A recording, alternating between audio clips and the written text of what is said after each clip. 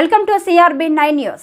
కాకినాడ జిల్లా కిర్లంపూడి మండలం బూరుగుపూడి గ్రామంలో అమ్మ సేవ వృద్ధాశ్రయం ప్రారంభించిన అకిన్యూస్ ఛానల్ అధినేత సిహెచ్ రమ్య.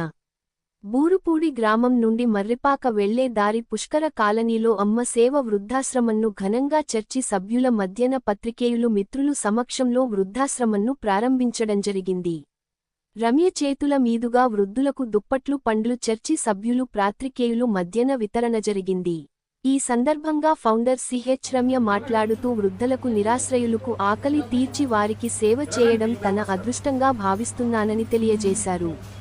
ఈ కార్యక్రమంలో the digital media association president ND Adhikar, secretary CH Rambabu, treasurer U Apparao, committee సభ్యులు యనమందు జ్యోతిబాబు, పాత్రికేయులు మరియు సంఘ సభ్యులు పాల్గొన్నారు. మేము ఖచ్చితంగా ప్రతి ఒక్కరికి సాయం చేస్తాం. ఆ సాయంలో భాగంగానే మా సోదరి రమ్య కూడా సాయం చేయడం జరిగింది. దీనికి సంబంధించి ఇక్కడ మరొక తను కొలీగ్ ఉన్నారు, ఆయన అడిగి తెలుసుకుందాం. చెప్పండి, మీకు ఎలా అనిపించింది? ఈ యొక్క ఏదైతే అమ్మ సేవ ఆశ్రమం అనేది ఏర్పాటు చేయాలని కుమార్తె మాకు తెలియచేసినప్పుడు దానిలో పాలిభాగస్తులుగా మరి ఉండడానికి మాకు ఈ అవకాశం కలిగించినందుకు మేమెంతో మరి కుమార్తెను మరి అభినందిస్తున్నాం.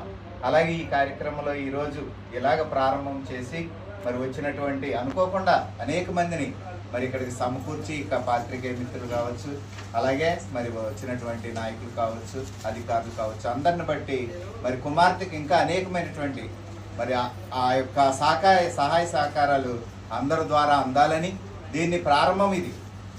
ఈ ప్రారంభంలో మరి కొంతమందికి చేసిన రాబోయే దినాల్లో ఒక గొప్ప ఉద్యమంగా మరి కుమార్తె ఏదైతే వారి తల్లిగారి యొక్క ఆశయాన్ని నెరవేర్చడానికి ఇటు రీతిగా మరి ఈరోజు ప్రారంభం చేశారో దాన్ని కొనసాగిస్తూ ఇంకా అనేక మందికి, ఎందుకంటే కరోనా టైంలో చూశాను నేను ఆ కుమార్తె పడినటువంటి ప్రయాస. ఎంతోమందికి వెళ్ళలేని పరిస్థితుల్లో కూడా పోలీసులు బతిమాలి తనకున్నటువంటి ఆ యొక్క విలేకరి అనేటటువంటి ఆ యొక్క పదవిలో మరి కుమార్తె అందరికీ పంచడాన్ని బట్టి మేము కూడా ఈరోజు అందులో పాలుభాగస్తులైనందుకు సంతోషిస్తూ ఈ అవకాశం ఇచ్చినందుకు మరి కుమార్తెను అభినందిస్తూ ఈ మాటలు ముగిస్తాను. Thank you sir, thank you. ఇది ప్రభుత్వానికి వారధిగా నిలుచుని చేసే ఈ యొక్క పత్రికలు అలాగే మీడియా రంగంలో కొనసాగుతూ ఇవాళ ఏదైతే ఈ యొక్క అనాథలు ఎవరైతే ఉన్నారో వాళ్ళకి ఆశ్రయాన్ని కల్పించేందుకు ఈ యొక్క అనాథాశ్రమం ప్రారంభించడం జరిగింది. ఈ యొక్క అనాథాశ్రమం ప్రారంభించడం జరిగింది. దీనికి సంబంధించి అసలు ఏ ఉద్దేశంతో ఈ యొక్క కార్యక్రమాన్ని ప్రారంభించారు ఏంటనేది రంజన్ అడిగి తెలుసుకున్నాం. చెప్పమ్మా, నీకు అసలు ఈ ఆలోచన ఎందుకు వచ్చింది? ఆలోచన అంటే నిజం చెప్పాలంటే నాది కాదండి ఆలోచనది, మా మదర్కి వచ్చిన ఆలోచన. అదే గత 10 సంవత్సరాల నుంచి కూడా వృద్ధులకి పెట్టాలి, చేయాలి, మనం ఒక ఆశ్రయం పెట్టుకోవాలనేసి మా మమ్మీ తపనది. అయితే నేను కూడా ప్రతి సంవత్సరం కూడా నేను వేరే వేరే ఆశ్రయంలోకి వెళ్ళి ఇవ్వడం చేయడం చేస్తున్నాను.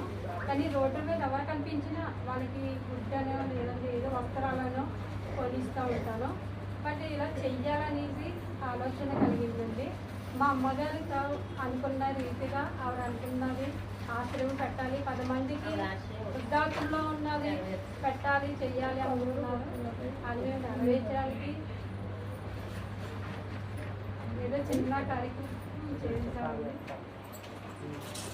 థ్యాంక్ యూ అమ్మా, థ్యాంక్ యూ. సంతోషం అండి ఇది. ఎందుకంటే 2025 సంవత్సరంలో నూతన సంవత్సరంలో జనవరి నెలలో ఇటువంటి కార్యక్రమం మా చర్చిలో మరి ముఖ్యంగా మా గ్రామంలో పెట్టడం మేము ఎంతో గర్విస్తున్నాం, మేము ఎంతో ఆనందిస్తున్నాం. ఈ విధంగా మరి అమ్మ సేవా కార్యక్రమం ద్వారా ఆశ్రయం ద్వారా అనేక మంది అనాథులకు, వృద్ధులకు, మరి నడవలేనటువంటి మరి నీడలేనటువంటి వారికి ఎంతో సహకారం చేయడానికి కుమార్తె ముందుకు వచ్చింది. కాబట్టి మేమంతా కూడా బిడ్డకు మేము తప్పకుండా మా ఊరికి సహకారం అందిస్తాం. Thank you sir, thank